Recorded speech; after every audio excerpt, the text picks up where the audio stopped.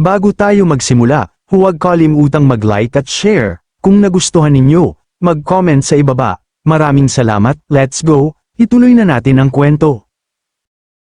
Pagkatapos noon, marahang inabot ni Hong Chenny ang kanyang leeg, hinaplos ang sugatang balat, at dama niya ang kakaibang pagdikit-dikit ng kanyang laman, parang mismong kalikasan ay nagtatagpi ng kanyang katawan. Habang umaagos ng maayos ang dugo, kumislap sa kanyang mga mata ang pagkabigla, isang liwanag na nagbabadya ng kapangyarihang hindi pangkaraniwan. Saad pa niya, langit, pati ang mga sugat ay agarang gumagaling, ito ba ang nakakatakot na kakayahang magpagaling ng angka ng immortal na dugo? Sa pag-usbong ng kaisipang yon, pumuno ng ligaw na galak ang kanyang puso, tumawa siya ng malakas, nag-uumapaw ang yabang, at nagsabi, sa kapangyarihang ito, ako, ang kagalang-galang na ito, ay maghahari sa gitnang rehiyon, hindi, higit pa, ang pag-angkin ng kataas-taasang kapangyarihan sa kunlun ay isang bagay lamang ng panahon. Ngunit sa himpapawid, biglang kumilos ang punit-punit na laman at dugo vampire, bawat hibla ng laman ay gumapang, kumalat, nag-ugnay ang mga buto, tumubo muli ang mga paa, at muling naibalik ang bungo. Muling lumitaw ang mukha ni Zutu, nakabalot sa masamang enerhiya na tila hindi kailanman nasesayra. Umikot ang mga ugat ng angka ng immortal na dugo, nagsara ang mga sugat, at dumagsa ang kanyang aura, isang lakas na ikinabahala maging ng mabituing langit. Sumulyap si Zutu, umaapaw ang hanggang pumatay, at ang kanyang boses ay kasing lamig ng yelo, munting bata, nagawa mong magalit ako. Nagbago ang kanyang isip, at panandali ang naalala ang ilusyon, nanginginig ang kanyang puso, ang ilusyong iyon, tiyak na hindi guni-guni. Napasinghap si Zutu, malalim na nag-isip, pagkatapos ng regeneration na ito, may kakaibang puwersa sa laman at dugo, hindi nito sinisira ang sugat, ngunit hindi rin ito tuluyang gumagaling, kahit humarap pa ako sa isang Celestial King, hindi pa ako napunta sa ganitong sitwasyon. Ang lalaking yun, malamang siya ang misteryosong binuhay muli na ipinagkatiwala sa akin ng clan leader, hindi pa buo ang lakas ko, halos imposibleng labanan siya. Pagkatapos, inilabas niya ang sandata na tinatawag niyang karit ng kamatayan, galit na galit, sumigaw siya, munting bata, sa araw na ito ipapakita ko sa iyo, kung ano ang tunay na impyerno. Dagdag pa nito habang nagtipo ng enerhiya na tila dugo, dumadaloy patungo sa kanyang karit, kumalat ang aura ng kamatayan na parang usok na bumabalot sa buong paligid, sigaw niya, masdan mo ang aking galaw. At sa isang iglap, buong lakas niyang pinakawalan ang karit, umikot ang sandata, humahagibis sa hangin, pumutok pasulong na parang kidlat na bumabagsak mula sa langit. Nang makita ito, lumamig ang mga mata ni Hong Chenny, sa halip na umatras, sumulong siya ng walang takot, pumutok ang kanyang anyo, inilabas ang kanyang sandata, ang sibat ng pagpatay sa Diyos na pulang lotus, panunuyang sinabi niya, ako, takot sa iyo, isa kang patawa.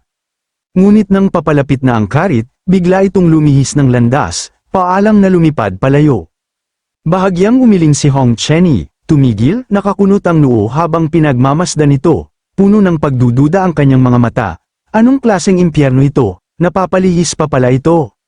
Sa di kalayuan, nagpanik ang mga natirang immortal cultivator mula sa Central Region, namutla ang kanilang mga mukha, sigaw nila, hindi ito maganda, takbo, puno ng takot ang kanilang tinig. Bago pa man sila maka-atres, dumaan ang karit, sumabog ang kanilang mga katawan sa dugo at laman, naputol ang kanilang mga kalunos-lunos na hiyaw.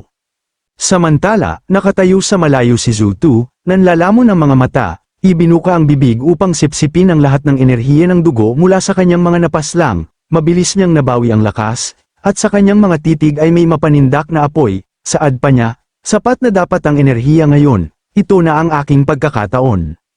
At sa isang iglap, kumislap ang kanyang anyo, biglang lumitaw sa tabi ni Hong Chenny, sinunggaban niya ito gamit ang buong lakas, dahilan upang mapa-atres si Hong Chenny sa matinding pagkagulat, munting bata, ikaw ang susi upang maibalik ko ang aking cultivation, kaya sumama ka sa akin, saad pa nito habang dinadarag si Hong Chenny, na patuloy namang nagpupumiglas. Bago pa man makareact si Hong Chenny, buong lakas siyang dinarag papalayo, lumipad sila, at unti-unting naglaho ang kanilang anyo, sigaw ni Hong Chenny, puno ng galit, baliw ka ba, bitawan mo ako, saan mong balak dalhin ako? Bago umalis, iwinasiwas ni Zutu ang kanyang kamay, at lumipad pababa ang karit, saad pa niya, Kamahalan, ang pagtatago ng iyong bakas ay hindi ugali ng isang malakas na mandirigma, paumanhin na. Hiniwa niya ang karit, at dumiretso ito patungo kay Yi Junlin, ngunit sa halip na matakot, nanatiling kalmado ang mga mata ni Yi Junlin. Bahagya niyang itinaas ang dalawang daliri, at walang kahirap-hirap na kinurut ang karit, tumawa siya, "Ha? Magaling, may utak ka naman pala, pero kulang pa." Ngunit sa kanyang isip, mariing sinabi niya, "Xiao Hong, yata'y kailangan kitang abalahin upang siyasatin ang pugad ng kalaban."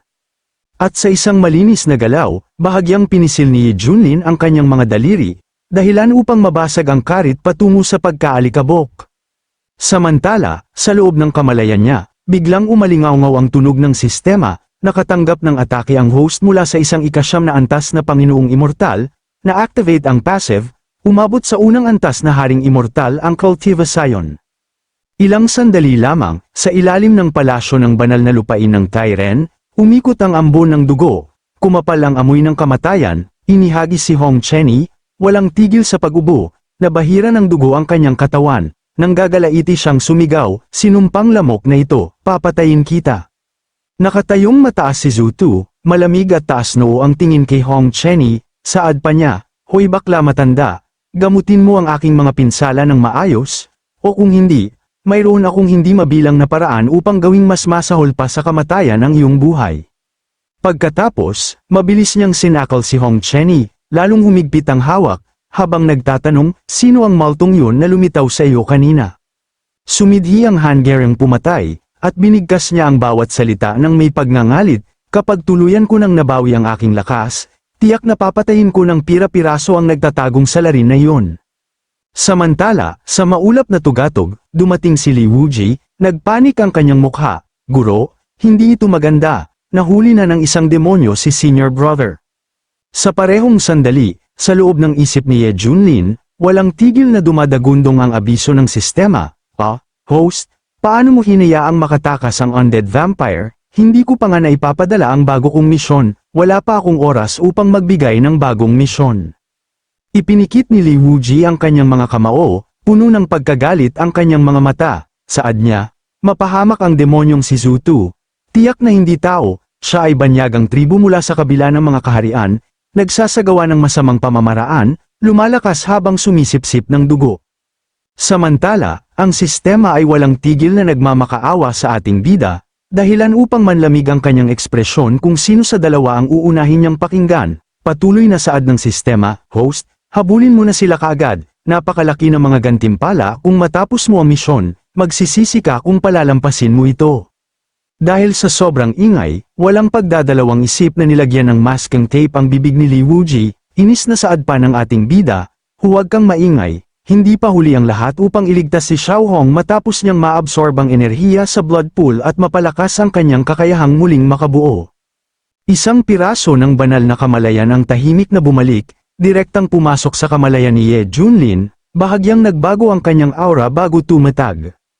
Ipinikit niya ang kanyang mga mata, gumana ang kanyang banal na kamalayan, tinanggap ang lahat ng impormasyon, at unti-unting nagdilim ang kanyang ekspresyon. "Hindi ko inakala na si Xiao Hong ay mabibihag at dadalhin sa Great Sacred Land. Ang Primordial Sacred Land ang mismong pugad ng Blood Dweller, at ang tinutukoy niyang mga revivers, sila ang sinaunang Immortal Kings na minsang nagtago sa Kunlun Realm, at ngayon ay unti-unti nang nagigising. Para sa kanila, ang muling pagbabalik ng spiritual energy sa Kunlun ay parang kampana ng hapunan na tumutunog, at ang Central Region, isang sentro ng kapangyarihan na sagana sa spiritual energy at mayamang Tao traditions, matagal nang pinagmamasdan ng higit sa iisang puwersa." Pagkatapos, iminulat niya ang kanyang mga mata, kumislap ang matalim na sinag sa kailaliman, lumalim ang kanyang boses, "Ang nakakatakot ay ang mga banyagang tribu mula sa kabila ng kaharian ay panlabas na banta lamang, samantalang ang mga sinaunang nabuhay na muli, nalihim na gumigising at naghahangad na mabawi ang kapangyarihan, ang tunay na nakatagong mga palaso." Mukhang ang gitnang rehiyon na ito ay hindi na maulap na tubig, kundi isang lugar ng pangangaso kung saan umiikot ang mga peteng. Matapos mag-isip ng malalim, agad niyang ibinaling ang kanyang atensyon sa sistema at mariing nagtanong, "Sistema, si Xiao Hong ay nasa banal na lupain ng Great Beginning, kaya maglabas ka ng misyon ng pag-check-in. Sa oras na yun, gagawin ko ang lahat ng misyon ng sabay-sabay." Dahil dito, isang panginginig ang gumuhit sa kanyang isipan, umalingaw-ngaw ang boses ng sistema, puno ng pagkadismaya at inis. Host, huwag kang masyadong bastos, ang misyon natin ay hindi mo pwedeng ilabas kahit kailan mo gusto. Nang marinig ang mga katagang yon, napakunot ang noo ni Ye Junlin, lumamig ang kanyang tingin, at mariing nagsabi, kung gayon, maglalabas ka ba o hindi? Tumahimik ang sistema ng ilang sandali, tila nasupil ng presyon, ngunit hindi nagtagal, agad itong nag-abiso, may nag-aatubiling boses na tumunog, binabati kita, host, na-unlock mo ang isang bagong lokasyon ng pag-check-in, ang banal na lupain ng Great Beginning sa gitnang rehiyon. Matapos ang matagumpay na pag-check-in, ang gantimpala ay peak level na ika-9 na antas na kapangyarihang immortal. Samantala, sa parehong oras, sa gitnang rehiyon, kumalat ang balita na parang bagyo, yumanig sa lahat ng dako. Ang mga cultivator sa lansangan ay namumutla, nagkakalat ng balita ng balisa, ang Crimson Demon Red Thousand Leaves ay pinakilos ang Heavenly Sect upang iligtas ang masa, at hinabol sila hanggang sa Central Region, kung saan nagsimula ang isang malawakang massacre, sina Feng Qingyang at ang 7 dakilang Panginoon ay lahat nagbuwis ng buhay sa silangang domain.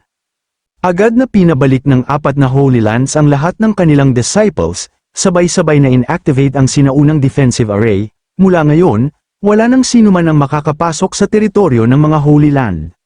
Dahil dito, nag-uunahang nagsitakbuhan ng mga tao, kumalat ang aura ng takot sa kanilang mga mukha. Isang tao ang sumigaw sa pagkataranta. Si Red Demon Thousand Leaves Hong Cheni ay nagpadala ng mga tao mula sa sekta ng Xuantian para patayin ang mga tao sa gitnang rehiyon, at maglunsad ng massacre. Ang iba ay nagtatago, ang kanilang mga hiyaw ay umaabot sa langit. Ito ba ang mga salita ng sinaunang tao, kahit ang mga banal na lupain ay tumakas na lahat? Lintik, bakit pa kasi pinukaw ng 7 malalaking sekta ang Red Demon? Dinamay patuloy tayong lahat, ngayon lahat tayo ay nadamay, isa pang tao, namumutla, ang sabi sa nanginginig na boses. Samantala, sa himpapawid sa itaas ng silangang domain, isang higanteng divine beast na kunpang ang humahagibis sa hangin, umiikot ang mga agos ng hangin. At doon, sa likod ni Akan, nakatitig si Li Wuji, nakanganga kay Liu Qingming, nagtatanong, saan ito nanggaling, hindi ka ba bumalik na sa gitnang rehiyon, bakit ka nandito? Sa likuran niya, sumandal si Ye Junlin sa kanyang paboritong upuan, ngumisi, at nagsabi, ito ang unang pagkakataon namin sa gitnang rehiyon, at wala kaming gabay, mapagkakatiwalaan si Xiao Liu, kaya isinama ko siya sa atin. Ngunit biglang napaluhod si Liu Qingming, bahagyang nanginginig ang kanyang katawan, tila puno ng bigat ang kanyang damdamin. Nang makita ito ni Li Wuji, napadilat ang kanyang mga mata sa pagtataka, mariing nag-isip, anong klaseng kalokohan na naman ang ginagawa ng maasim na iskolar na ito.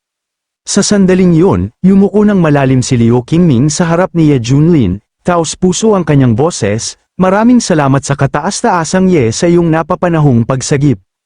Kung hindi dahil sa pamamaraan ng kapalit na manika na iniwan mo sa token, natatakot si Qingming na siya ay namatay ng masagwa, ang aking pasasalamat sa pagligtas ng aking buhay ay walang katumbas, ako na si Qingming ay mayroon lamang nitong hamak na buhay, at ako ay nanunumpang haharap sa apoy at tubig para sa kataas-taasang Ye ng walang pag-aalinlangan. Tumayo ng matuwid si Ye Junlin, dahan-daang kumaway ang kanyang mga manggas, may hangin ng pagiging kalmado sa kanya, at inaabisuhan ito, tama na, tumayo ka, dahil nagpasakop ka na sa sekta ng Xuantian, ikaw ay isang alagad na ng sekta ng Xuantian, hanggat nandito ako, walang sino man ang makakasakit sa iyo. Naging emosyonal si Liu Qingming, puno ng pagpipitagan ang kanyang mga mata, saad pa niya, puno ng paghanga at respeto, si kataas-taasang Ye ay tunay na isang makalangit na nilalang, may walang kap-ares na kilos, banayad na parang deity, at may malalim na kabutihan. Tumitig si Ye Junlin sa kalayuan, malalim at matatag ang kanyang boses, Xiao Liu, nasaan na tayo ngayon? Tumayo si Liu Qingming sa likuran niya, magalang na itinikom ang kanyang mga kamay, sumagot, ipinapalam sa kataas-taasang Ye, nakarating na tayo sa Fengmingzhu ng gitnang rehiyon, at nasa unahan ang teritoryo ng kaharian ng Heavenly Maiden. Ibinaba niya ang kanyang boses, seryoso ang kanyang ekspresyon, ang kaharian ng Heavenly Maiden ay isang nangungunang immortal na dinastiya sa gitnang rehiyon, na nagpapatakbo sa ilalim ng sistema ng pamamayani ng babae at kababaan ng lalaki. Lahat ng kababaihan ay nagsasanay ng pamamaraan ng imperial na Heavenly Maiden, na nagtataglay ng malakas na lakas panlaban at isang bukas na pag-iisip na populasyon. Tinitingnan nila ang mga lalaki bilang mga alipin, pinapakasalan sila sa kanilang mga silid, winuwaglit ang kanilang cultivasayon, at pagkatapos ay sinasanay ang imperial na kasulatan ng lalaki, ginagawa silang mga laruan, kataas-taasang sa kasalukuyan. Ang tanging paraan upang marating ang banal na lupain ay ang hiramin ng sinaunang teleportation formation sa loob ng ipinagbabawal na lupain ng imperial sa imperial na kabisera ng kaharian ng Heavenly Maiden.